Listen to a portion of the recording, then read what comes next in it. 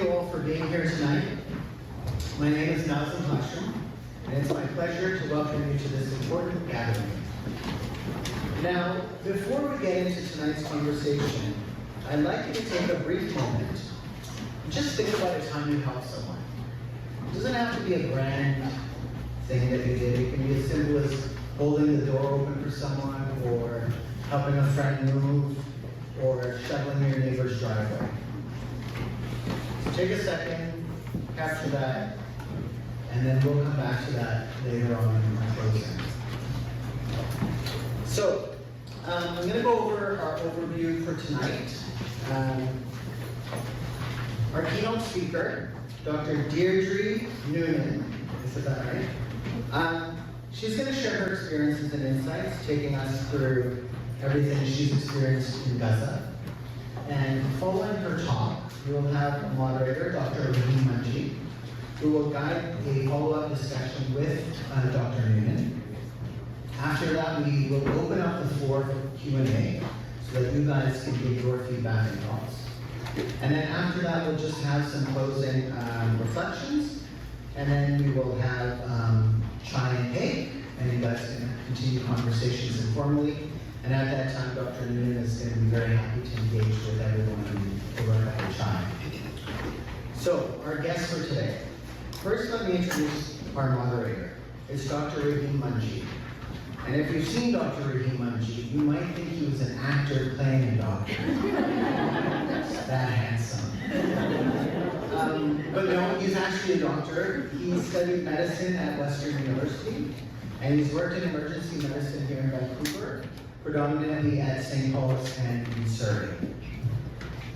And I should mention, congratulations, he just became a dad. So, well done. Apparently he did all the work. We've asked Dr. Munchie to be the moderator because he has a first-hand experience on being in the front lines of healthcare, and it would be great to have him engage with Dr. Nunan. Now our keynote speaker, Dr. Deirdre Nunan. It's a very tricky name, I don't know. To say she's inspiring is an understatement. She's simply awesome. Hailing from Lanigan, Saskatchewan, and I know you guys are wondering where that is, but it is in the middle of nowhere, yes. She studied to be an orthopaedic surgeon at the University of Saskatchewan. She also studied at UBC and the University of Calgary. Her father was also a doctor, and he worked in places like Nigeria and Ghana, and was her inspiration to think beyond borders. And beyond those borders she went. From Syria to Haiti, from Afghanistan to Ethiopia, Dr. Nunan has seen the harshest realities of human suffering and still chooses to run to those in need.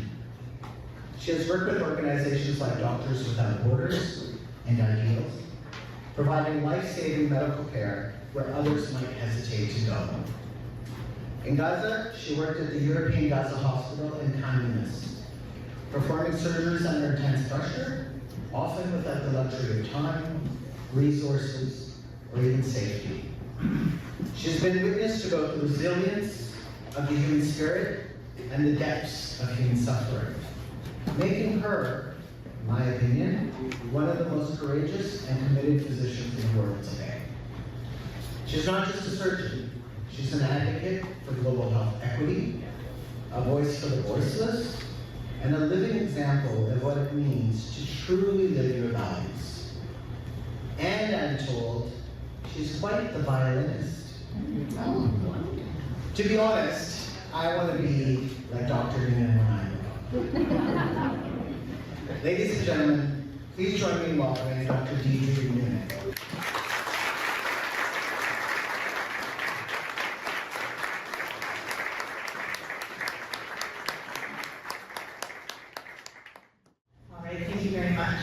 Very kind introduction that left out all of my failures in life, which include being quite poor at technology in general. So just make sure that I can go forward with this. So when you look at the news, these are the images that we see coming out of Gaza. And each one of those pictures is absolutely true. And both of those show events that have happened far too often. And especially in terms of this picture on the right of people trying to get food in a soup kitchen, they're becoming increasingly common.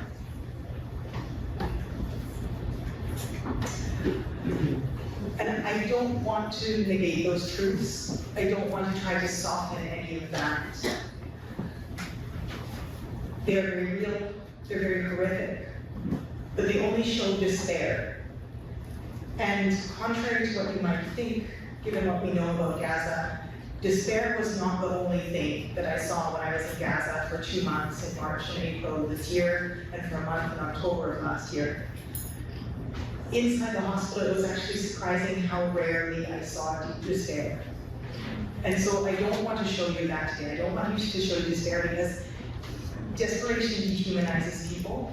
And when desperation is so severe, I think it may make it even more difficult for us sometimes to sympathize. And it certainly results in a loss of hope for people experiencing that despair and then for people witnessing it. But it's very much not the whole picture.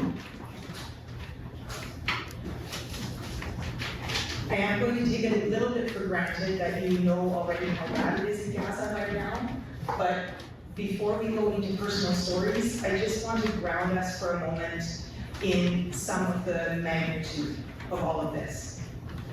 More than 53,000 Palestinians have been killed in Gaza. The vast majority of those are civilians. More than 12,000 Palestinians have been injured in Gaza. Again, most of those are children, they're women, they're non-combatant men, they are the elderly. Hundreds of thousands more people in Gaza may have died because of lack of medical treatment, lack of access to food, infectious diseases, exposure. All of that could have been prevented. More than 10,000 Palestinians from the West Bank and Gaza and Israel are being held in Israeli detention. Many of them have never been charged or tried, and they are held in places where torture and abuse are widely used against captives. More than 90% of people in Gaza are forcibly displaced. Many of them have been displaced more than once. Some of them have been displaced 10 times. 90% of buildings in Gaza have been destroyed in the last year and a half. And for more than 70 days, Israel has completely blocked all food, medical aid, fuel, and commercial goods from Gaza. When we look at this graph, this is a comparison of the people killed since September 29th, 2000. So almost 25 years. The red that you see so prominently there are Palestinians who have been killed by Israelis. Those numbers are so high in the last 18 months that it's actually almost impossible to see most of the blue. There are Israelis who have been killed by Palestinians every year since 2000. But when we look at the magnitude of this genocide, that scale becomes so distorted that you almost cannot see those Israeli lives, because so few Israeli lives have been lost compared to the number of Palestinian lives lost. But I told you I was not going to talk about despair. And I did not expect to laugh when I was in Gaza, but this is me shortly after I arrived in October last year with a nurse called Hannah. And the second nurse, Sally, was taking our photo. And Sally is a bright and bubbly person, and it's quite impossible to interact with her without breaking into laughter most of the time. So Hannah works in the operating room at the university, at the European Gaza Hospital. And she's in charge of directing the porters to bring the right patients into the ward in the emergency room, and she makes sure that the patients in the recovery room are comfortable and stable after their surgeries are done. And so if you know an operating room, you know that the person running the desk and the person directing the patient flow, that is the boss. Nobody has the control that that person has. And so Hannah is the one that's the boss, and she's the one that's making sure things are done right. So this is Hannah with one of the junior orthopedic doctors, Dr. Amar, checking over his paperwork to make sure that it is done properly before the patient goes back to the ward. You can see that slightly sheepish smile on Dr. Amar as he's being corrected and doing things the way that Hannah wants them done. When Hannah isn't organizing everything, she's taking care of everyone, especially me. These pictures were taken back in October. There was a worsening shortage of food at that time, not as bad as it is now, but certainly things were running out. Nobody had enough. Not enough trucks were being let into Gaza by the Israeli authorities. The ones that were making it into Gaza were sometimes being looted by people who were desperate for food, or by families that had set up a little bit of an organized crime syndicate.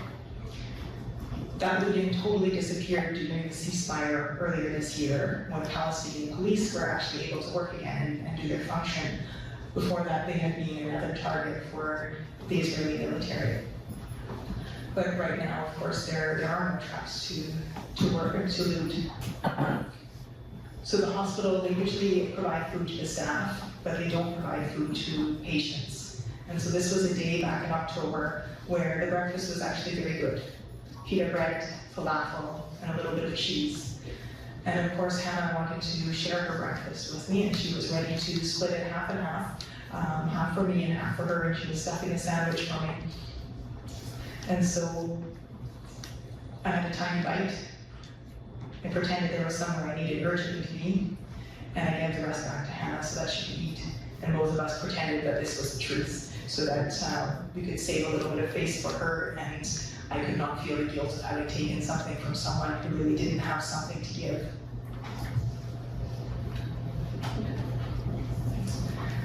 In Gaza, before, it would be quite normal for colleagues to make a pot of tea and coffee and share it with each other. But in October, and even more so in March and April, I could see how that desire to share was still there, but the need to protect resources had also become an issue. And so before the genocide, a coffee pot, a teapot, sugar, tea, spoons, all of this would just be lying on a table in every department of the hospital, ready to be used by anybody who wanted to use it. But by October, anybody who had a little electric coffee pot was winding up the cord and putting it back in their backpack every time they used it. Anyone who had sugar was screwing the lid back on the jar and stowing it away in their personal locker after they'd given sugar to themselves and their friends. Even tea bags were something precious. When I left Gaza on April 17th, Dr. Mahmoud on the front left here, one of the residents, told me that sugar costs $22 US per kilo. These guys were making about $200 US every month. Some of them were making a little bit extra from working part-time at a charity. But they were still offering sweet tea to their colleagues, and they were offering it to me. Wasn't as sweet as normal Palestinian tea should be, but it still had a bit of sugar in it. And if I'm making tea myself, I don't put sugar in it. If somebody else is offering me tea with sugar, I will absolutely say yes. And they will almost always add more than I would myself, and it's delicious. But once again, I convinced these guys that I always take my tea without sugar, so that they can have a little bit more for themselves. So organizing people and taking care of them is not just what Hannah is doing when she's at work all day. It's what she goes home to every night as well. This is one of the residents again, Dr. Abdullah. I don't have a photo of Hannah with her family, but her husband's a gynecologist, and together they have 7 children. Their oldest, Odai, is 19, and the littlest is Amar, who's 7. And Hannah would tell me that she doesn't pamper her children at home. She expects them to help themselves, not to rely on her for everything.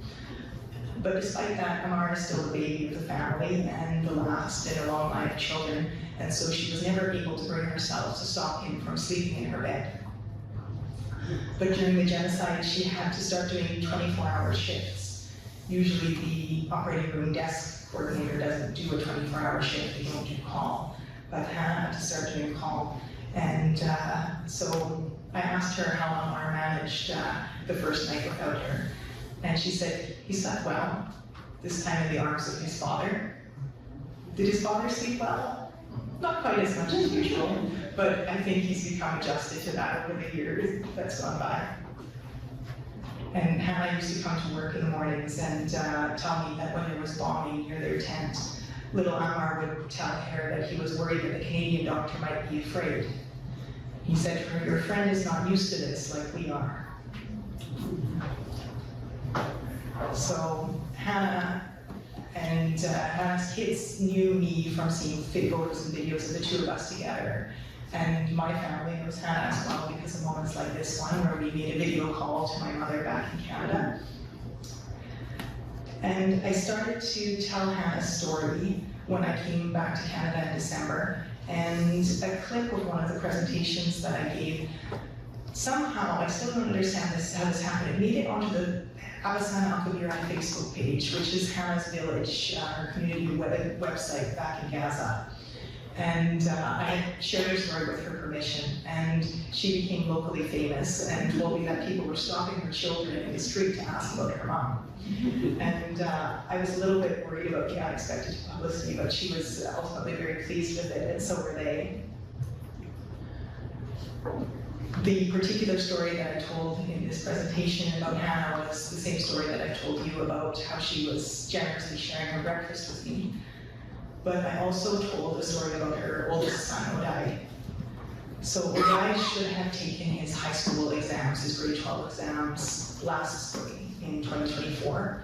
Hannah was very proud that Odai and his two sisters consistently got the highest marks in their classes. And in Gaza's education system, as it was, your high school graduating mark would determine your entry to the university program. So it would determine your career your whole life. And the students with the highest marks of all would enter medicine. And when we're talking highest marks of all, it's 99 point something. But Odai's year, they couldn't sit their exams. Gaza had a very high literacy rate. It was 99% for youth between age 15 and 24. And it's got one of the highest concentrations of university-educated people in the world. I tried to do some comparison for Canadian literacy statistics, but we don't report things in the same way. But what we do report in the same way is university enrollment. So if you look at students aged 18 to 24, or young people aged 18 to 24, in 2023, 44% of young people in that age group were enrolled in a college or university in Gaza. And that was exactly the same rate as we had in Canada that same year for that same age range. Obviously, the systematic destruction of Gaza's education system by Israeli attacks is going to have an absolutely devastating effect on that. There was a while in 2024 when people used to be able to pay to escape Gaza. They had to pay $5,000 per person to an Egyptian company. And so Hannah and her husband tried to gather that money for Odai so that they could send him overseas to study. But they didn't manage to get that money together before April, which is when Israeli troops destroyed the Rafah border crossing. And so from then until now, the only way out of Gaza is as the relative of a sick or injured person who's being medevaced on one of the very rare patient evacuation convoys.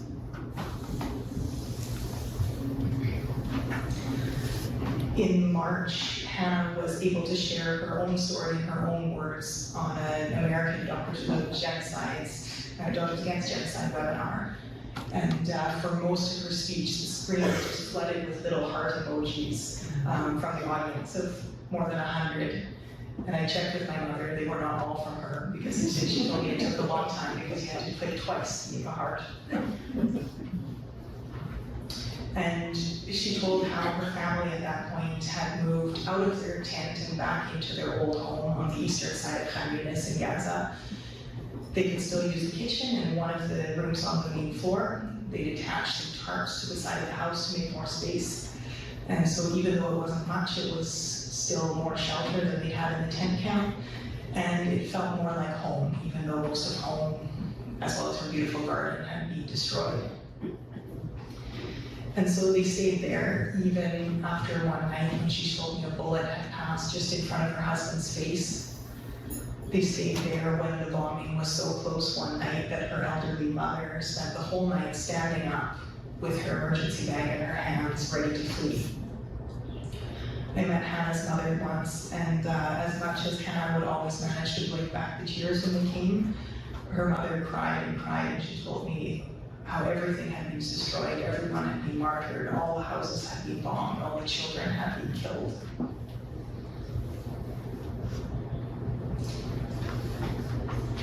One morning, Hannah was at work at the hospital when an announcement like this came out from the Israeli army, designated an area of Gaza as a forced evacuation zone. And that area was Abas, which is Hannah's village.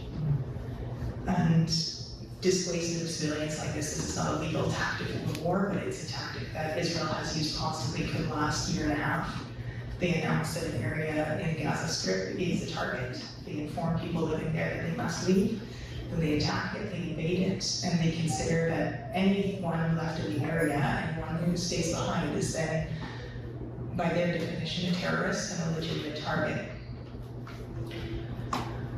But then at the same time, the Israeli army has kept on bombing the tent camp in this so-called humanitarian zone, the safe area where the displaced people are forced to go. I spent my last night in Gaza in that safe zone, and there was an attack on a tent a few hundred meters from where I was staying. 10 people were killed. So the day that that evacuation was announced, Hannah spent most of the day on her phone calling her husband, who was also at work, calling her mother, calling the kids. And eventually they decided that they would not evacuate and that they would stay. And I had to tell myself that despite how it sounded, it wasn't that Hannah was giving up. It wasn't that she had accepted that she and her husband and all their children would be killed. Because on the one hand, I think most people in Gaza have, in a way, come to terms with their own imminent deaths. One of the hospital guards, who is a dad of 6 with twins on the way, used to always tell me that he was worried about my safety. And I would always tell him I was more worried about his and his family's. And he told me that it didn't matter if his family died, it just mattered that they should all suffer the same fate at the same time. He didn't want one of them to be left behind. He didn't want them to be killed without him or himself to be killed without them. And so again, he would say to me, you are what is important. And it felt like another example of this Palestinian generosity that is so deep that they will even be generous with a hope that they don't have for themselves. So I think that Hannah has, to some extent, come to terms with that moral danger. But I don't think she's lost hope, because the Ministry of Education in Gaza is planning on holding final exams for high school students this year, which will replace the 2024 exams. And so Nunan will finally have his chance to sit his exams. And she's been trying to get a power bank for him so that he can use his phone for longer periods to study, because nobody's got electricity in their homes anymore. Medical students like these are making quite a dangerous trek to the hospital every day so that they can study in the hospital library. They can have electricity, Wi-Fi, textbooks that are intact. And all of the hospital staff bring in everything from portable power banks to car batteries to charge on the hospital generators, so that they can have a little bit of electricity in their tents when they go home. And so Hannah wants to do that too, because she wants Odak to study, to take that exam, to do well, and to have the bright academic future that he deserves. So everywhere you go in the hotel, and then on the hospital, you would see something like this plugged in and charged.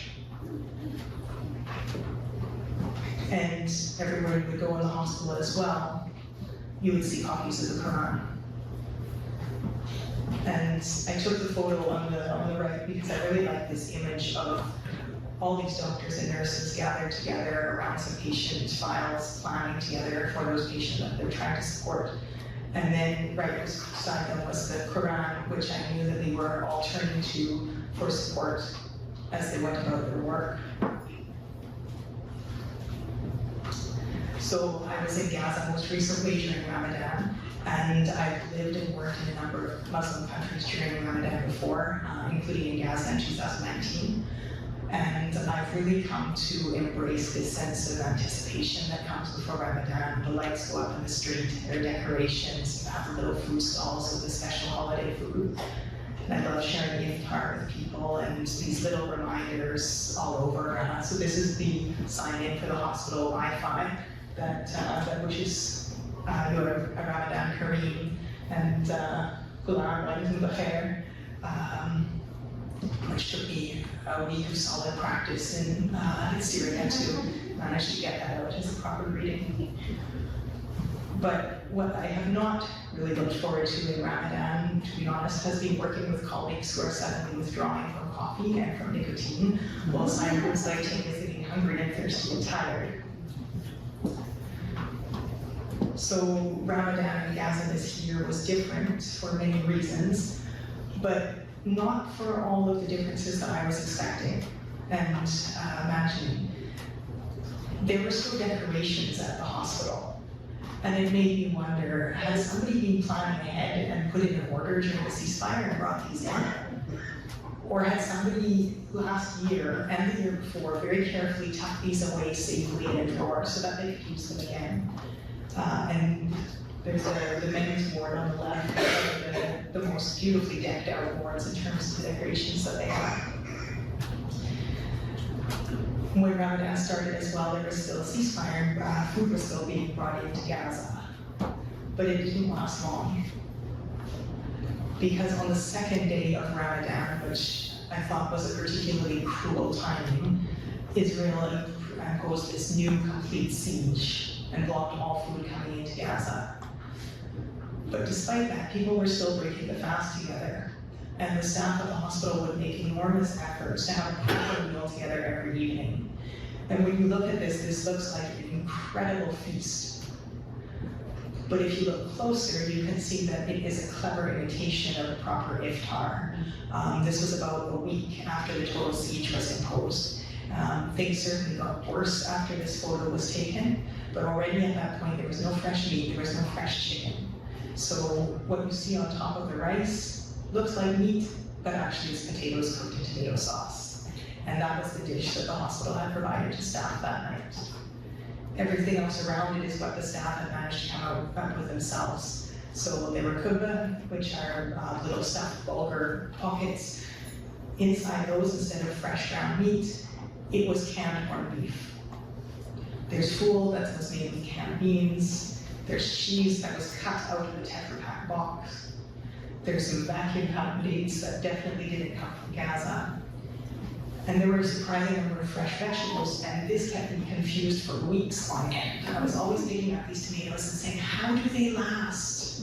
How do the tomatoes last? But then the staff told me the vegetables were not vegetables that had been imported.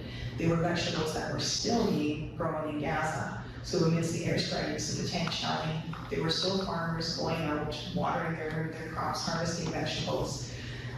The price kept going up as food got more and more scarce, but even though there are no calories in a bunch of parsley, the doctors and nurses at the hospital still kept spending what little money they had on fresh food because it gave them a little bit of pleasure and a small sense of normalcy.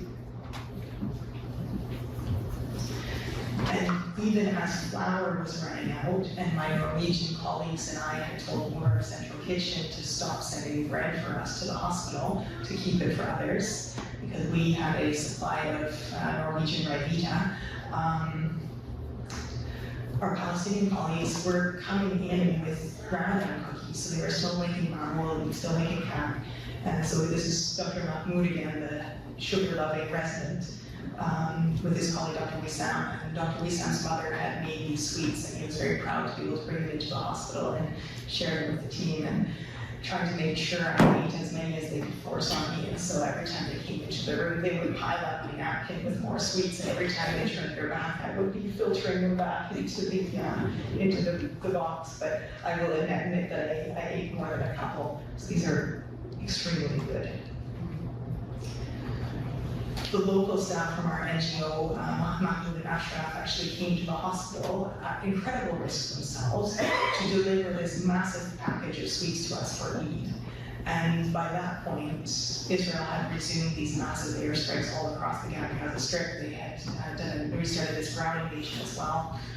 And so once again, here we were with this enormous quantity of riches that we knew full well that Mahmoud and Ashraf's families didn't have. So we tested each different type so that we could report back how delicious they were. And then we went down to the children's ward to hand them out to patients and their families.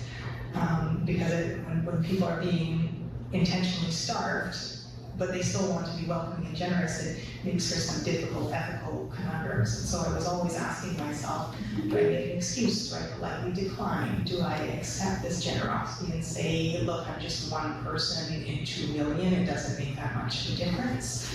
Do I accept the generosity but then try to share it with others?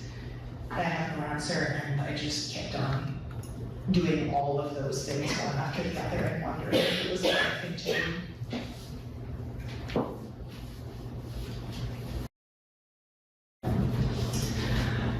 So I often used to think that in Ramadan, during times of war, that everyone would just eat and nobody would fast. And I assumed it would be too hard, and I assumed that people would be forgiven. But one of my friends in Gaza used to tell me stories about 2014. I think about 2,000 Palestinians were killed within 50 days at that point. In the stories they told me, they were always fasting. And they operate all day, they often keep operating through iftar. They break their fast with water, and they go back to operating again until they have time to eat. And I did not understand why they would do that to themselves. And I did not consider that insisting on small symbolic things like cookies and decorations were so important for maintaining the human spirit. That it's not just about staying alive, but it's also about living. And that living as fully as you can is in itself an act of tremendous resistance. And I also didn't appreciate how much strength people could derive from prayer and from ritual. So this year when I was talking to the doctors and talking to Dr. Suleiman, he explained that he felt that Ramadan this past year was even more important than ever. He said it organizes our lives, what time we should pray, what time we should eat. And I could see how much prayer, reading the Quran, and fasting were allowing people to exercise their faith, and that it was making them not suffer more, but more resilient. And so rather than some of the complaining that I used to see in other times when my colleagues were fasting, what I saw amongst my colleagues was more calm and more purposeful than I've ever seen them before. So in Gaza, it's quite normal to see prayer mats laid out in a hospital department or a Quran like this one on a conference table. But after Ramadan was over, I still thought that I saw those articles of faith more often than usual, more present.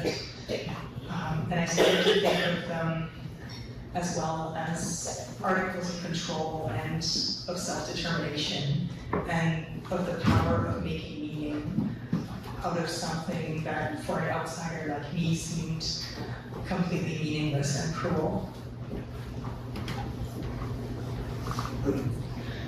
Another way that I saw my colleagues in Gaza creating a sense of normalcy and creating a sort of control over their lives was in the classroom. And so once again, my expectations did not meet with reality whatsoever. I thought everybody would just be in survival mode and trying to make it from day to day. But instead, in the surgical training system, residents are still taking exams, they are still advancing from one year to the next. They're taking board qualifying exams. The residents at European Gaza Hospital, they normally had a lecture each morning, 6 days a week. And when Israeli forces broke the ceasefire and started widespread bombing on March 18th, of course the morning teaching session was canceled. But a couple of weeks later, Dr. Etihad, one of the senior surgeons who's up on the whiteboard there, he said enough. He said it's time to start again. And he said many people say wait until things settle. But when was it ever quiet in our land? And he told me a story of his parents. And after their wedding in 1946, his mother had wanted to go pray at Al-Aqsa Mosque in Jerusalem for their honeymoon. And his father had said, wait until things settle. They never went. So Dr. Etihad was convinced that life must go on, and that life included education. In this photo, you can see a mixture of a few qualified surgeons and a few residents. And you can see that one of those residents is a female orthopedic surgical resident, the first female resident ever enrolled in the orthopedic training program here at Gaza Hospital. There are already 3 or 4 women in general surgery at that hospital, and in anesthesia, ICU, internal medicine. Pediatric female doctors are quite common as well. But no matter where you go in the world, it's only quite recently that people stopped thinking of orthopedic surgery as a man's job. I was only the 5th woman to ever graduate from orthopedic surgery in Saskatchewan. So it's not as though we're miles ahead here. So Dr. Barra will have to overcome a lot of stereotypical thinking as an orthopedic trainee, but I hope that my presence at the hospital will have helped to make things a little bit easier for her, because people have seen that through me it's possible. A woman can do this job. The staff in the operating room, the other surgeons, they were unfailingly supportive of me. They were surprised when I showed up, but none of them ever expressed any doubt that I could do my job. And we always managed to work very well together as a team, giving and taking from both sides. And I continue to be very honored that they trusted me to work with them. The other thing that I know will make Barra's life easier as a resident is that she has exceptional support in the form of Dr. Jamal, who's the head of department. He selected her for the program, and he told me that he had done it intentionally because he did not think that she would be supported in other orthopedic training programs in Gaza. He said the idea that women can't do orthopedics is wrong thinking, and since he has this opinion, which not necessarily all the other program directors hold, he can help Barra succeed even though others might doubt her. And I know that with Dr. Jamal, it's not just talk when it comes to making sure that women have opportunities in surgical education. That's Dr. Jamal in the center of the photo with the white band around his neck.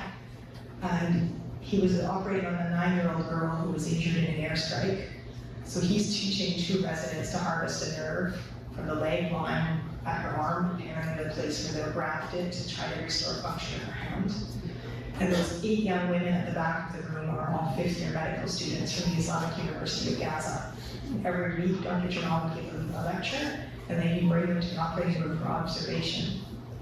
And I didn't realize until I had left Gaza that I should have asked him, where are the male students?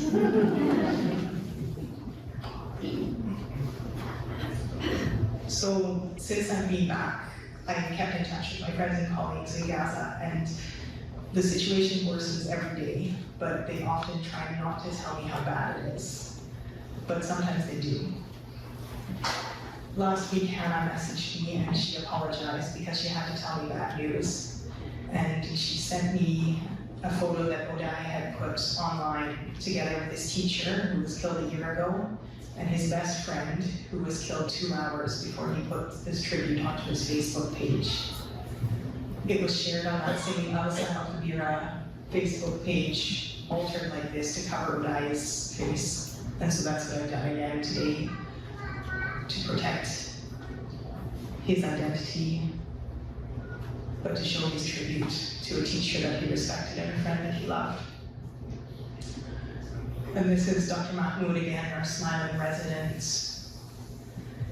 And he also had terrible news. His 24-year-old brother, Mohammed, is in the ICU at European Gaza Hospital with shrapnel wounds to his brain and neck. The injuries are severe and the prognosis is extremely poor. He wrote it to me to say, our life at home is destroyed. Nobody can sleep. We just stay together praying. I hope to wake up from this nightmare. He texted me yesterday to say that things were looking a little bit better, and Mohammed had started to respond to his family voices. And we actually managed to find somebody with a pharmacy in Jordan who was able to get an anticonvulsant medication that an international staff was brought into Gaza today that hopefully will help to stop some of the seizures that Mohammed is having.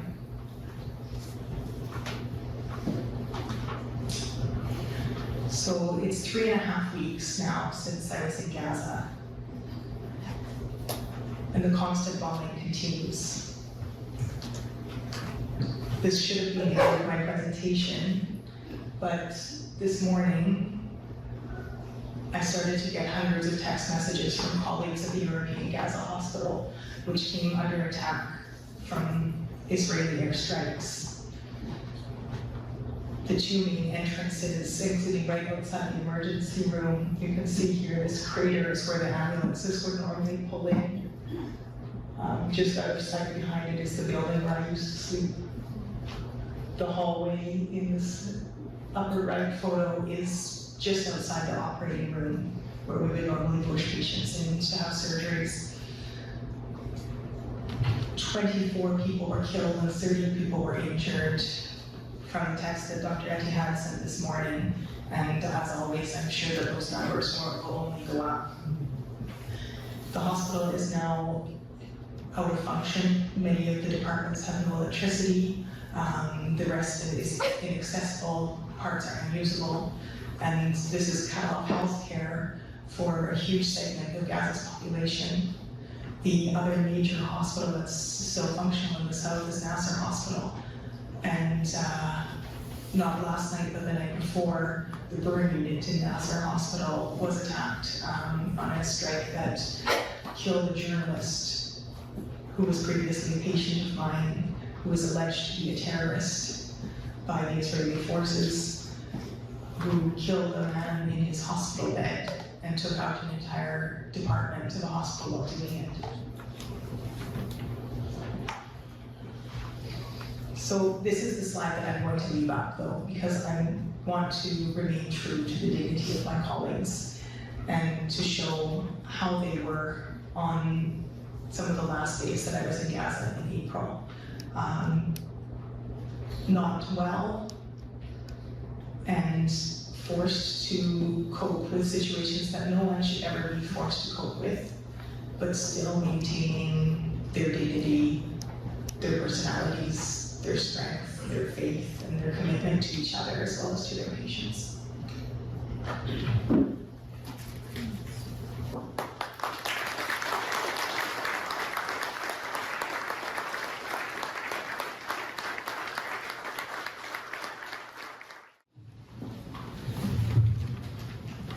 God, I don't know what to say. That is something that is, one thing I learned recently in reading is that facts don't matter. It's stories like this that matter. If facts mattered, we would have never got to the point of 15 and 20,000 dead kids. Those are facts. They don't seem to matter. But it's these stories and this powerful connection that really, really matters, and this is how we get the message out to the world and we change things.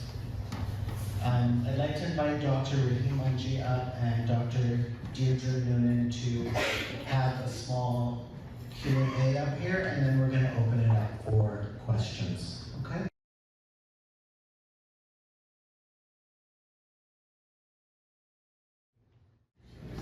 Thanks for sharing your story. I think that so much what we see in the news, talks about statistics, is filtered through kind of a polarizing Hamas versus Israel narrative, and we need to humanize the people we see. These are people with families and lives and stories, and I think you helped make us with that. And so, and thank you for being there and then doing the rounds, telling us that story. We all live in Canada, we're all very comfortable, and we all get most of our input from most of mainstream media. What part of the story of Gaza do you think is underreported and not really talked about? Like, what element do you miss? I think we miss an enormous number of parts of Gaza that should be talked about. But one thing that I think that we miss in particular is the Palestinian man. Because even if we see fairly good reporting, we'll see the statistic about however many thousand dead at that moment, and then they will say 70% women and children. And there's that unspoken assumption that those 30% who are men, therefore deserve to die, therefore were legitimate targets. And So I think that the story of the Palestinian man is one that is extremely misreported. So it's the real Palestinian man who is going out in sandals into rubble to pull children out of this rubble with the most tenderness and gentleness that you can imagine. It's the men that are pushing children in stretchers and talking to them and cooing them to them and embracing them as they wake up from surgery. I mean, it bothers me to no extent to see that 30% male death rate reported as though that's all right. Yeah, as a military-age male myself, it's interesting that the Israelis, when they count civilian casualties versus military casualties, assume that any male killed was a member of the military. We talk a lot about all lives having equal value and kind of in ethics of universality. You find it difficult to come back and see people dehumanize Palestinians to such an extent and like explicitly and implicitly value Palestinian lives at like 1/10 of that of an Israeli who was a hostage or was killed. To a certain extent, I protect myself from being exposed to some of these views that so severely devalue Palestinian lives. But I also find that it's not necessarily an active dehumanization, but that many people passively dehumanize Palestinians and other values of their lives by just ignoring what's going on, by just choosing not to open their eyes, choosing not to engage, finding reasons to explain to themselves why they will go about their normal daily activities and not be emotionally affected by what is being perpetrated in Palestine, and by choosing not to make any difference in the way that they live their lives in response to a genocide. And for me, that has been the most difficult to see, and it goes across all segments of society, but it's disturbingly highly prevalent in medical societies. And so people who I thought I knew and people who I thought knew me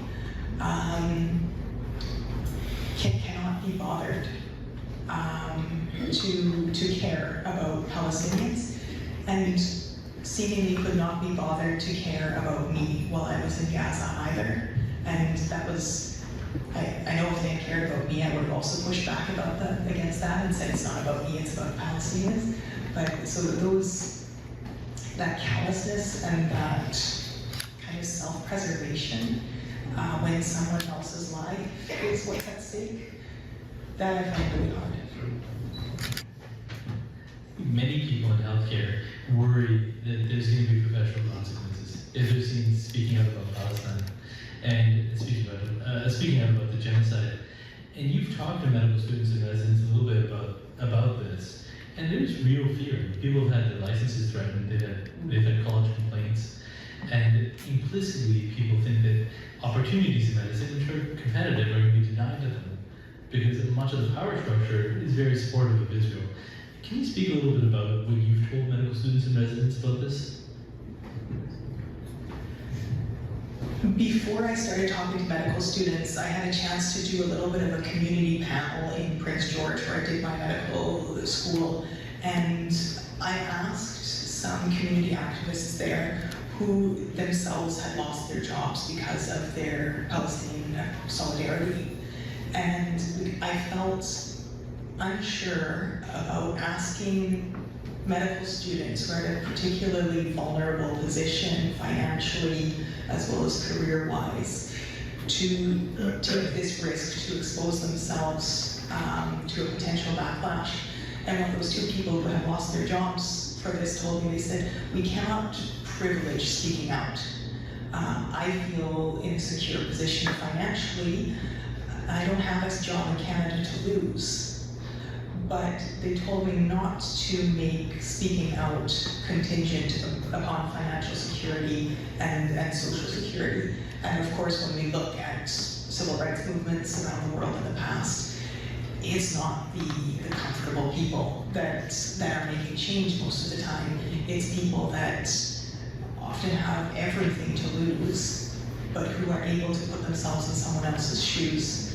So what I've told medical students is that it's an individual decision, what you do, what you say, how you say it, but that we need to think in both sides of the equation.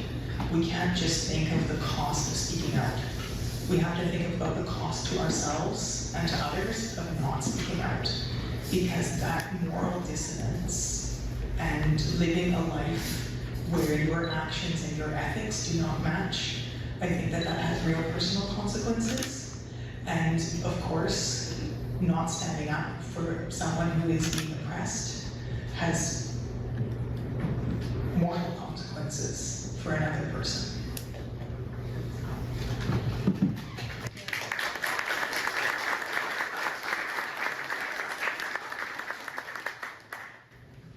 Were you surprised at the lack of healthcare solidarity? I mean, we've had, not that long ago, there were 15 EMS that were executed, and then, the ambulance was buried to cover up the crime. There was, I think 2 days ago, there was an eyewitness who was a 12-year-old boy who was killed by the Israeli occupation forces for being witness of the massacre. We've had every hospital bombed and most destroyed.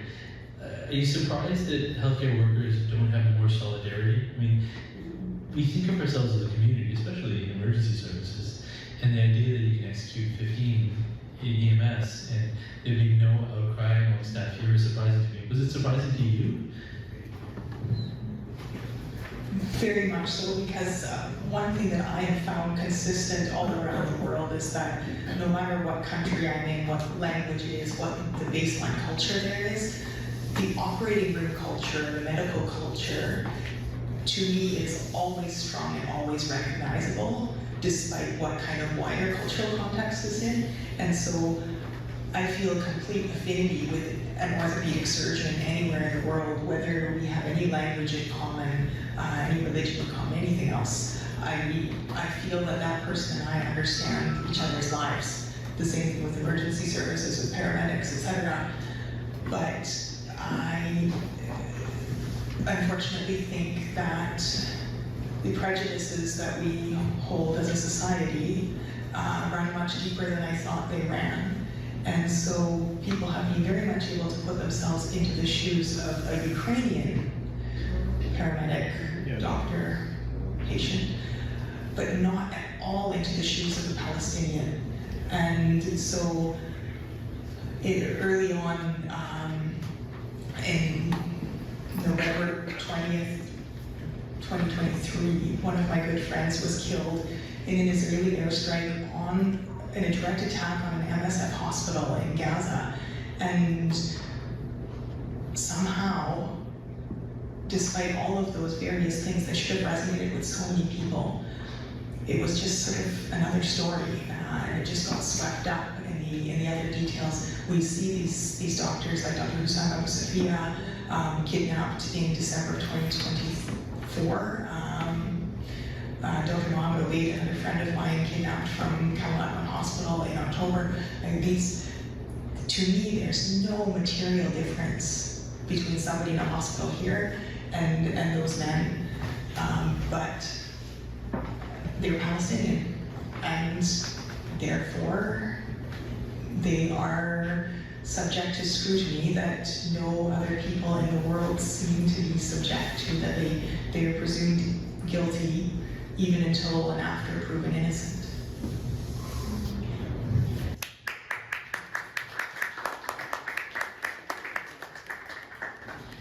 How do you pierce that bubble? Because I think we have to understand that people who are very pro-Zionist often live in a different information bubble than us.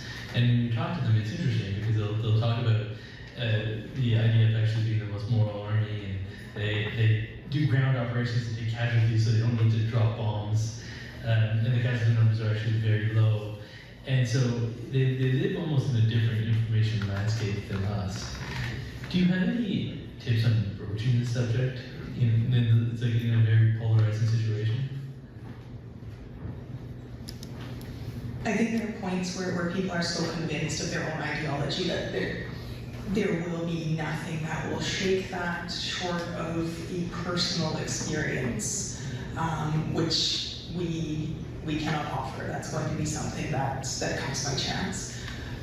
But where I think a difference can be made is for the person that is not convinced, but often who is afraid, who is concerned about not wanting to take a wrongful stance, who does not want to inadvertently do harm, somebody that is concerned about being perceived as or actually being anti-Semitic, and who has reacted to that fear by not informing themselves. And so it's not necessarily the person that is 100% committed to the Zionist cause. I don't see that I will, with words or stories or photos, ever manage to convey something that I wish to this group of people. But it's the people who are unsure and who have retreated from the issue where I think I and everybody else in society can chip away bit by bit, expressing doubts, expressing alternate opinions, just introducing Gaza into conversation and trying to normalize that we speak about Gaza, that we speak about Palestinians, that we express solidarity. Even the simple things like the watermelon pins and the keffiyehs. I've not seen so many keffiyehs in a small population for quite a long time until I've looked around the room tonight. And I think those things matter. Yeah, I think sometimes we underestimate the degree of dehumanization of Palestinians prior to October 7th. I mean, when you go to medical school, you go to Western, you know a lot of people have been on birthright trips. And when they've been on birthright trips, and who wouldn't take a free trip to Israel when they're like 20 and they want to have fun? You know, they'll drive by Palestinians and say, like, those are the terrorists. Yeah, those are just the terrorists. And so the degree to which they're like baseline dehumanize Palestinians is remarkable. The degree to which they refuse to refer to them as Palestinians in the first place. We all feel like we want to be able to do something here, that we're witnessing in Norwich outside one of the huge crimes of our lifetime. But at the same time, we feel kind of helpless to actually do something, to make an impact beyond just consuming content. What do you think we can do to actually affect the situation or make a small contribution to improving the situation? So I know this feeling all too well of feeling insignificant and powerless. And when I am in Gaza, I feel better because I'm in a world that makes sense, because what I see and what I hear and what I know are all consistent with each other. I come back to Canada, everything around me looks like business as usual. I know there's a genocide. And sometimes I feel like maybe I'm the crazy one, maybe I'm the only one that sees this. And then I come here and I'm desperate to want to do something, and I feel like everything I do is so infinitesimally small, and I cannot see the results. And especially as an orthopedic surgeon, I want to have a problem, I want to have a drill and some screws, and I want to fix that while I'm looking at it. And so the abstract work of advocacy, of education, of community organizing is not quite my cup of tea, but it's what needs to be done. And ultimately, it is far more important than anything I can do in Gaza, because when I'm in Gaza, I'm one set of hands. I have to work with a whole team, and I can treat patients one by one. There are tens of thousands, hundreds of thousands of people that need treatment. And so what I do is drop the bucket. And while I am doing it, I hear the airstrikes that are killing more people and making more injuries. And I have never thought about being a surgeon as such a futile exercise as to be a surgeon when the bombs are still falling. And so it's coming at the problem from entirely the wrong aspect. I think it's still worth doing because it gives me the ability to come back and to attract an audience of people, and it gives me a little bit of a platform to stand on and to try to encourage people, sign those petitions, share those social media posts, write to your MP, write to the Prime Minister, make those calls to politicians, bring up Gaza in conversation at work, put the little watermelon symbol on your Zoom background. One of my friends described how he got in a little bit of institutional trouble some time ago, but he's in rather a prominent institutional position, and used it as an educational opportunity. And there are also on these wonderful brochures that the team here has created other things that are material that you can do. And they are individually important, but they are much, much more important if more people do them. So for everything that you yourself can commit to doing, if you can try to encourage others around you to do that too, hopefully using more honey than vinegar to catch the flies, which is something that I try to use more threats and wheedling, and I need to go for more honey, but I think that is what we can do, and that's what we must do, because it's from here, it's from our Canadian government, it's from our weapons trades policy, it's from our own personal investments, it's from our purchases that we make or don't make.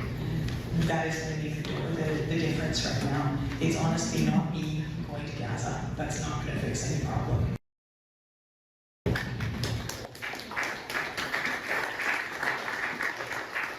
And actually, saying credit to the organizers for putting out that beautiful pamphlet on the things you can do that are practical to try to make a dent in the situation. I have a ton more questions, but I think it's good to turn it over to the audience now, and questions that you might have for her.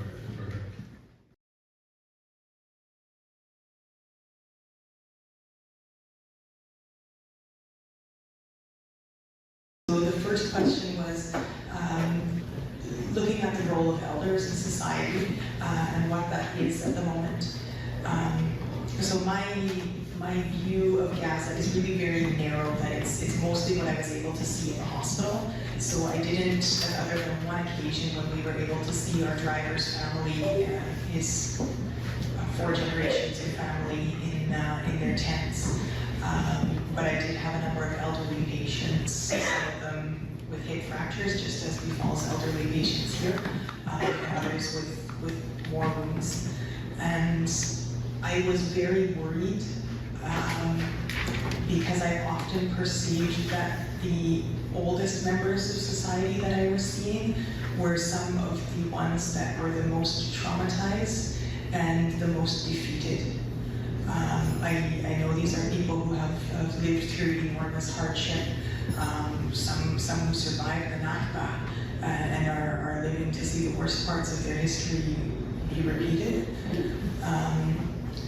So I was very worried when I saw some of these sort of helpless, despairing elderly ladies like Hannah's mom. Hannah was still powering through, but her mom was just crushed. And so these matriarchs and patriarchs, they hold the culture, they hold the history, and if you lose those from any society, you've lost a great deal. So I hope that, because I only saw a few examples, I hope that there are many more examples that are different from what I saw. There was one elderly lady that I saw who, her name was Tanam, and she had an infection in her foot, and her daughters were still bringing plants from the garden to put in a little bottle of water by her bed, so she had some beautiful flowers in her hospital room, and this lady would have kissed my cheeks until they wore off. And so she still had this passion and this verve, and I can just imagine her back at home with a whole cluster of grandchildren around her, filling a societal role that is not being filled by educational institutions and other things right now. But I have to admit that was one thing that made me extremely worried, was defeated elderly people. The second question was, Israel doesn't allow food, Israel doesn't allow medications, but Israel does allow doctors. How does that work? It is a very tiny number of people that are allowed in. It is 22 people every Tuesday and Thursday in, and 22 people out. So if it was for 2.3 million people, this might as well be nothing.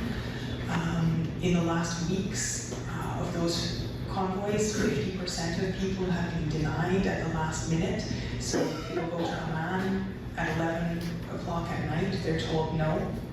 And the convoy leaves the next morning at 6 o'clock, and they're left to decide if they return home or if they wait to see if the answer will be different if they ask again a second time, a third time, fourth time. This is all coordinated by the WHO, the World Health Organization, but it is up to the whims of the Israeli authorities. So there are a tiny handful of organizations that have met the criteria for the World Health Organization to be part of humanitarian aid in Gaza right now. There is an alternate pathway with organizations that negotiate directly with the Israeli authorities themselves, which there's a lot of skepticism about that, and we're looking at complicity and are those organizations justified in valuing the aid that they're able to deliver over potentially making some concessions to an occupying power, or are they guilty of being complicit? I don't know enough to be able to make those calls. But those numbers of people, they do not really push 22 people twice a week up to any significant number that really makes a difference. So it's a little bit more of this kind of pretense of normalcy. I think in their rebuttal to the ICJ's accusation of genocide from the South African lawsuit, Israel has specifically said they're letting Doctors Without Borders in, so therefore it can't be a genocide. And so that's a way in which the provision of aid or the presence of international doctors like myself can actually be used to perpetuate a system and an inequality and a harm that is never what we set out to try to perpetuate. Did you get any support from the Canadian Embassy? Any support from the Canadian Embassy? No. I didn't have occasion to ask them for support. There have been times in the past where, for example, when the Rafah border crossing was taken last April, and you had people that had entered through Egypt who had no coordination whatsoever with Israeli authorities, a lot of people from the Middle East, and people with Palestinian background who would not traditionally be allowed out through Israel. And so that was a moment where people were calling their embassies to ask for help with evacuation. But for where I was, it was all through the World Health Organization. Thank you.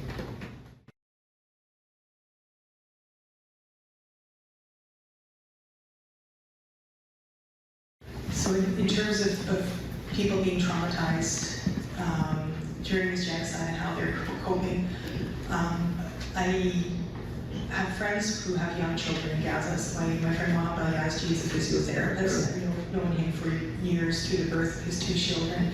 And I managed to see him and his wife and both their children in October. And he came with his son to visit me again this spring. And he told me how they shield the children. And Nai's 5 now, and Tamim is 2.5. And when I interacted with those kids, I would never have known what they had lived through, save for the fact that when there was an airstrike quite near to the hospital, Mohammed flinched, I flinched. The kids kept on chasing the cat, as if nothing happened.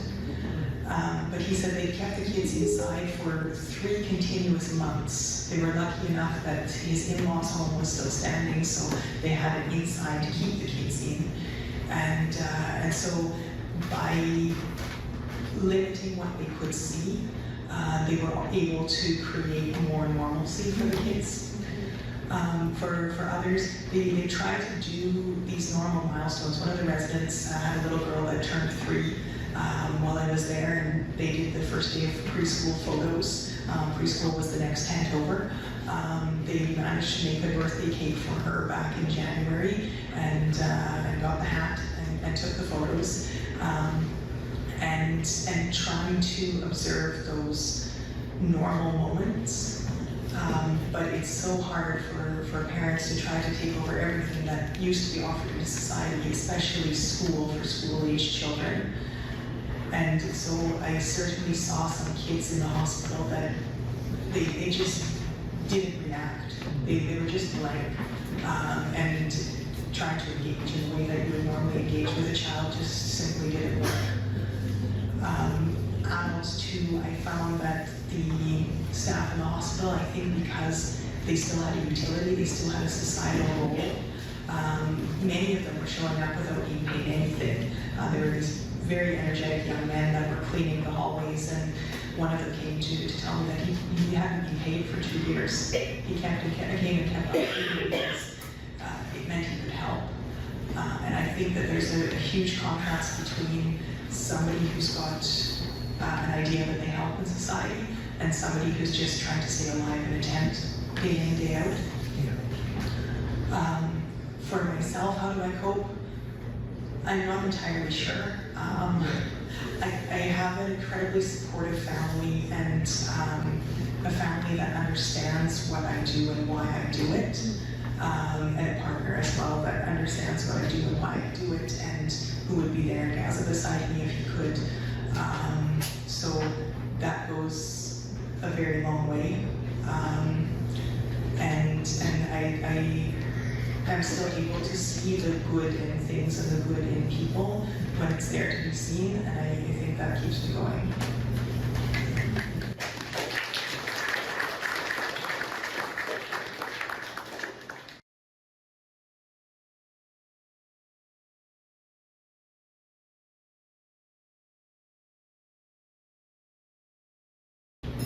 I wish I had the answer to this, because I feel like I need as well. Because I would look at my Palestinian colleagues, especially during the ceasefires when I arrived in Gaza. They were all going back home to the pile of rubble that was once their house. And I thought, are you sure? Don't you want to wait in that terrible, terrible overcrowded tent camp and see if this ceasefire holds? Do you want to rebuild something, or start trying to rebuild something that is so likely to be destroyed? And it was almost hard sometimes to understand that insistence of hopefulness. When I would consider myself in the same situation, I don't know that I would get out of bed in the morning. I don't know if I would go out of the tent, and I felt like I would just become incapable of anything. And yet here my Palestinian colleagues were going through enormous efforts to work for a future that was completely unsecure. And I think you're right as well that we and I look at the potential for loss too much and failure. And I always sort of, there's a part of me that's always holding back and saying, well, what about this? What about this? I want, some part of me wants to just go and chain myself to a railing somewhere, and then I say, oh no, but I have this talk scheduled, I can't go chain myself to a railing. So I kind of come back to the practicalities and normalcy of life, which I think is a little bit the enemy, that that shielding yourself by going towards normalcy is a very powerful tool of resilience when you're under attack, but it's an equally powerful tool of denial when you're not under attack. So I am still searching for that courage. I think in some ways it's something that can be practiced, and pushing ourselves a little bit makes us able to go a small step further. But for that, I look to the example of my Palestinian friends and colleagues and try to be a bit more like them and a bit less like my Canadian self.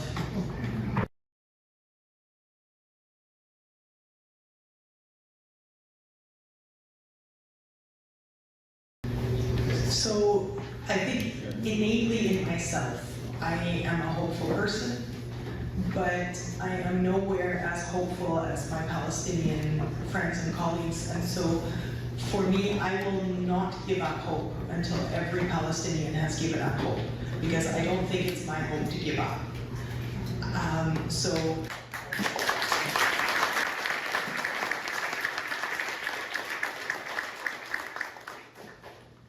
I would rather struggle for what I know to be right and to fight for human life and equality and the right of the Palestinian people to exist.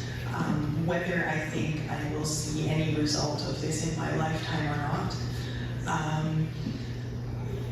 Global politics have become increasingly unpredictable for me, and looking at Donald Trump's actions from one day to the next, it seems to go according to where the money is and not according to any ideology or ethic. So I'm not convinced that he will necessarily be the friend that the Israeli state thinks he is. That may or may not be a good thing for the Palestinian people, because perhaps Donald Trump without Israel is just as bad or worse than Donald Trump with Israel when it comes to Palestinian survival.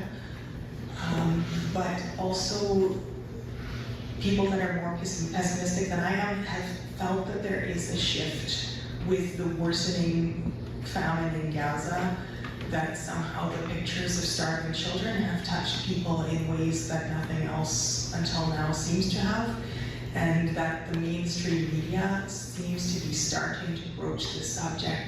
Months too late, of course, but I'm still a better late than never person. I don't think we ever have to forgive them, but I'm hoping that with a shift in media representation, with some new faces in Parliament, that there will be a meaningful outlet to public pressure. May I also add something to that? Just, I completely agree with you. I'm a daughter, my dad is a survivor who was dispossessed at the Nakba and displaced. And I feel like we're now catching up to my dad's generation that wanted to fit into society so badly, and they said nothing and did nothing, while AIPAC and CIJA have had 30, 40 years to build to where they are right now. So like what we're doing right now, me walking around in West Vancouver with this, always, and nobody is looking at me funny because it's becoming normal, and all of you, like we're normalizing talking about Palestine, and with the amazing, the fact that Dr. Nunan chose to show us the resilience and how people, they're like us, they had money, they had like their little daughters that are dying, had their hair beautifully cut, they had ice cream, they had exactly what we have, obviously with many limitations in an apartheid situation, but we're normalizing what my dad's generation, and he was born in 1942, like he's not that old, but we're normalizing what his generation did not normalize. Like he didn't even say he was Palestinian because he was kicked out into Lebanon. He would say I'm Lebanese until he really got to know that he's actually born in Safwan in Palestine. So I believe really hard, and I only have hope because I talk to people in Gaza, and they have hope. And if these people who lost all of their kids have hope, we have to have hope for them. But we can do stuff like this BTS stuff. Get your money out of Scotiabank. Call your Scotiabank guy.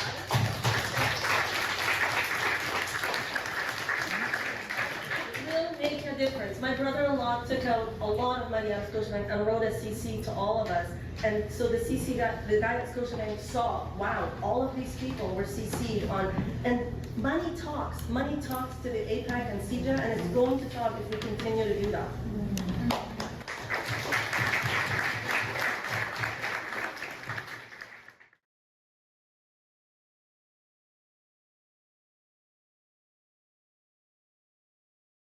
So one thing that I noticed with talking to colleagues, and yes, I am honored that I was welcomed into this bigger family and very closely connected with people in Gaza. first believe that they defined this genocide as something that was perpetrated by Zionists, not by Jewish people. And this was not a distinction that they made alone with me. It was something that they would say in a large group of people in English, so I could understand. But they were not afraid to say this in front of colleagues, and many of them would sometimes correct themselves and say this, unprompted by me, of course. Some of them talked about having had Jewish friends in years where they had worked in Israel. Another talked about meeting Jewish people in Yemen, of all places, years ago, and saying this is not about religion, it's about colonization, it's about money, it's about land. So they had that distinction. Many of them said, for example, Hannah, the nurse, she said, we know the people in the world are with us, but it's the governments and the powerful people that are the problem. And so that was also a distinction that many people were able to make, to understand that there are grassroots movements in countries around the world, but it's the leadership that is often siding with Israel, having strong Zionist lobbies within them. And sometimes they would bring it back to their own religion and to say that there is a plan and that God will determine what will happen to each person, which was sometimes at odds with that acceptance, with also having this wish for survival, this prayer for a stop to the carnage. It seemed like a phenomenally measured and rational view coming out of a place where you could really understand if people had adopted very extreme and hateful views, because this was the only information that was presented to them. Nobody's seen a Jewish person in Gaza for decades, save for a soldier or very, very rare international Jewish doctor, which they exist, but are much fewer in number than soldiers. So they see it, I think, maybe much like we see it, that we have politicians in power that do not reflect the views of the people and that have bought into this very powerful and well-funded narrative which prioritizes the rights of Jewish people in Israel over the rights of other people in the region. We're getting close to running out of time. And we're going to have a little bit of time afterwards, kind of mix it, maybe Billy might be able to ask some questions personally. We'll take one more question. I think the young lady over there has been waiting for a little bit, and then we'll start debating.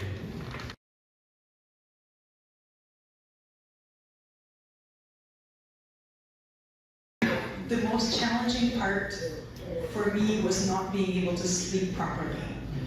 I am somebody that likes to have a full night's uninterrupted sleep, and even if I'm usually pretty good at sleeping through loud noises in Canada, the loud noises in Gaza were much closer and much louder, and I knew that they meant much worse things than what loud noises in Canada mean.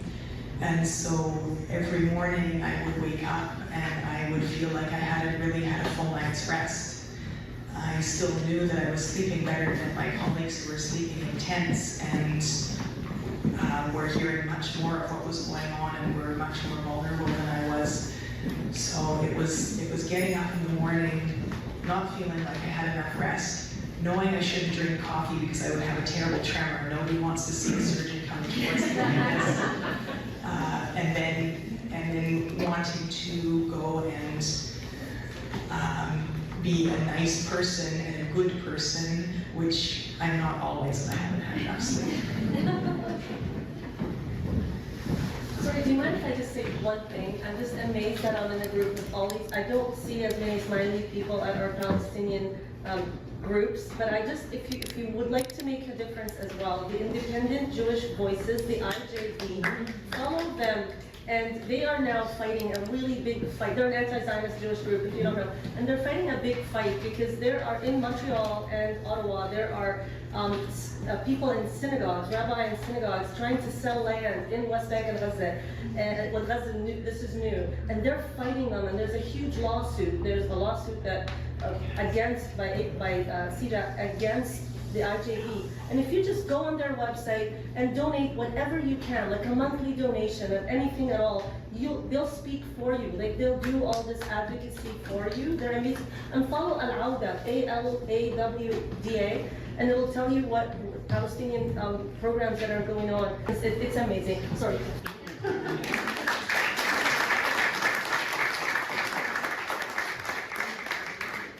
Thank you for that information, and it's great. There are a lot of great apps out there like PalCal and stuff like that that tells you about the events that are happening here in Vancouver. We are just going to have a few closing things happen now. First, I'm going to call upon Farah, and Farah is the woman that made this happen tonight.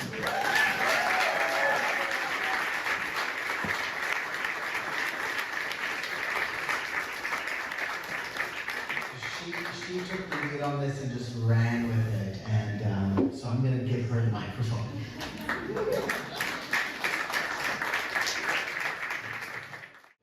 One day, everyone will have always been against this. This is the title of the new book by author Omar El-Akkad. When we look back on all the slaughters, genocides, there's not one that we can point to and say, oh yes, that was warranted, that was justified. And this, the genocide in Gaza, will not be any different. We will all call this a genocide, and we will all say how sad we were it happened. Before being hailed a freedom fighter, Nelson Mandela was classified as a terrorist. South Africa was apartheid. The Holocaust, the Rwandan genocide, all of those, we can now say it for what they were. But where we say, perhaps many didn't know, it happened so far away, and during those times, perhaps we can say people could be forgiven for not knowing. I reference Omar again when he says, what makes Gaza different is intimacy, immediacy, and complicity.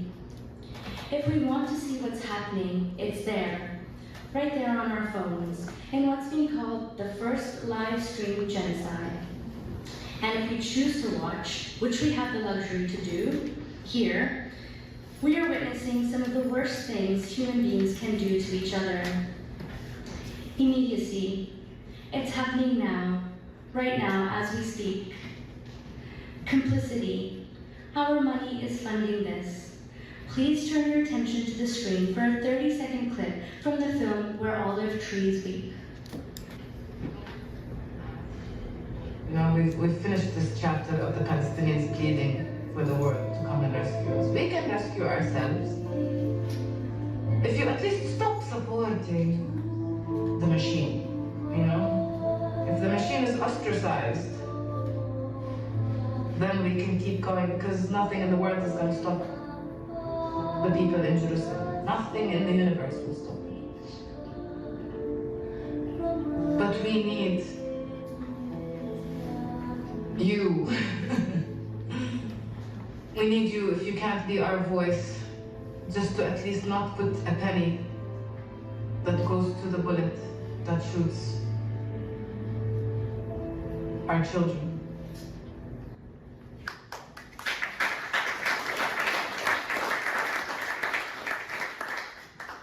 I know it's a scary time right now, and being vocal about what is happening. I myself don't believe I can stop this alone, nor do all of those of us who have worked hard to organize tonight. But a rushing river, the mighty Niagara Falls, are but individual drops of water. One more thing I want to talk about today is the distinction between witnessing what is happening and bearing witness. The distinction is not just to see what is happening, but talking and sharing about it. I was on a call recently with Dr. Nunan where I was thanking her profusely for making the time to come tonight to speak with us. And she said to me, "Thank you." I was unclear what she meant, and she explained. In Gaza, people share their stories with me, and they say, tell people about us. Tell them our names, our lives, our hopes, and our dreams. We are not just numbers. And so they share all of this with me, but without an audience, I am left holding on to their stories. And so tonight, she has shared these stories with us, and now we are holding on to them. We are now tasked with the responsibilities to tell their stories, be the voices as theirs is slowly slipping away. One day, everyone will have always been against this.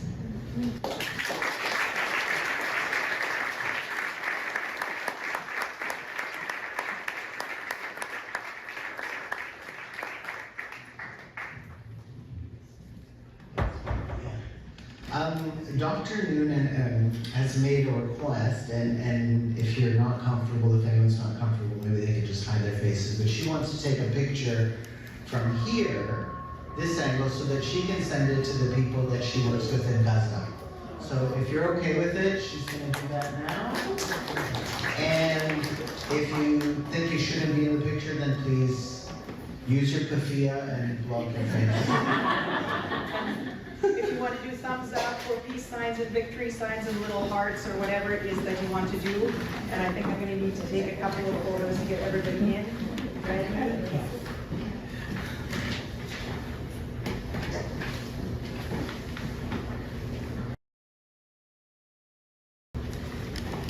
Thank you.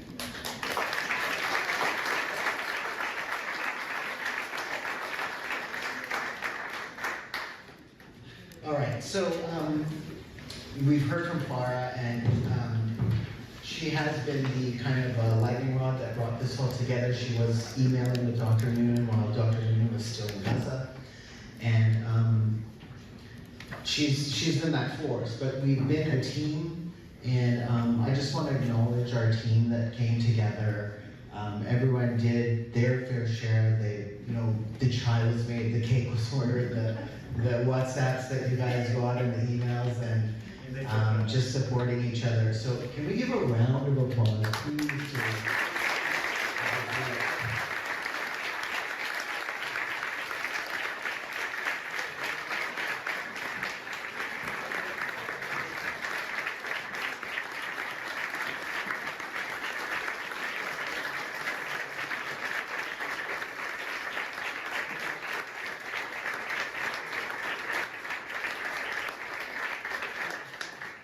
And just so you know, we're not one and done. We'll be back with more events, and we will be contacting you. So please give us your email or phone number. We know that this is a topic that should never stop being discussed. Now to a little bit of fun stuff. We have some gifts we'd like to present to Dr. Nunan for coming, and who else is getting gifts? Me? Dr. Munchie, of course. Thank you very much.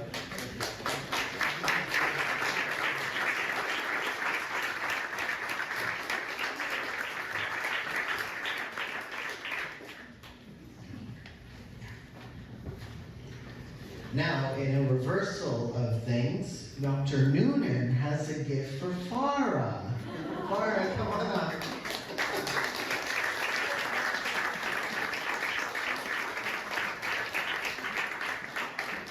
Gently, chai is getting cold.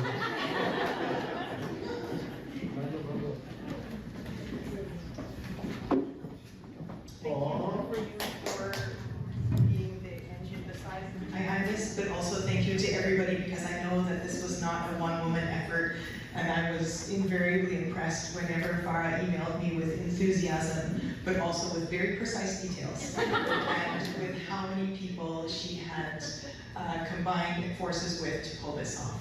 So as a small token of my thanks, I saw this when I was coming out of Gaza, so it's not from Gaza, it's from Amman, but I thought of you.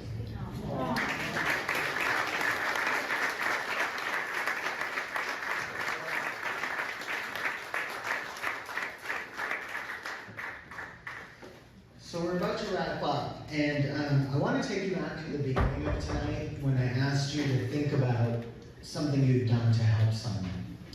And the point of that was to, as much as we've seen Dr. Deirdre share with us the things that she's doing. Not all of us can now become an orthopedic surgeon and head out and help, but those small acts of help that you give to people on a daily basis and think nothing of it, these are the things you need to realize.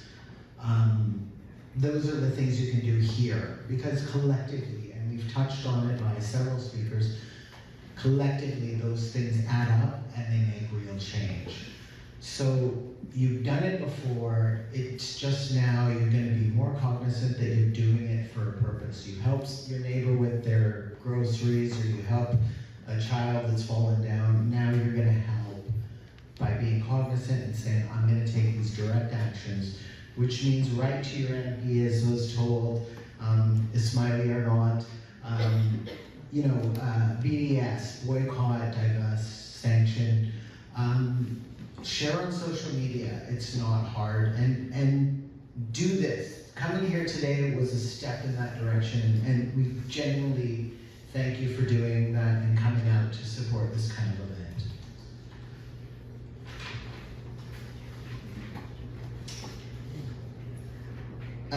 As I was saying, look, we want you to live your values, stand for dignity, act for justice.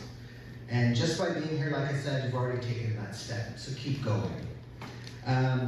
With that, I'd like to thank again Dr. Munji, Dr. Nunan, and everyone else that made this possible, including all of you for attending. So thank you, and we look forward to seeing you again.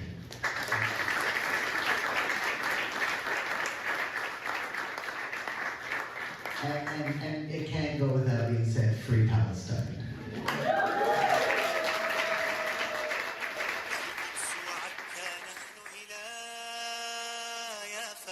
في غزة نحن وقلب جنين الواحد منا يزهر آلافا لن تذبل فينا ورقة تين ما هان الحق عليك ولا خافا عودتنا إيمان ويقين لن نسكت لن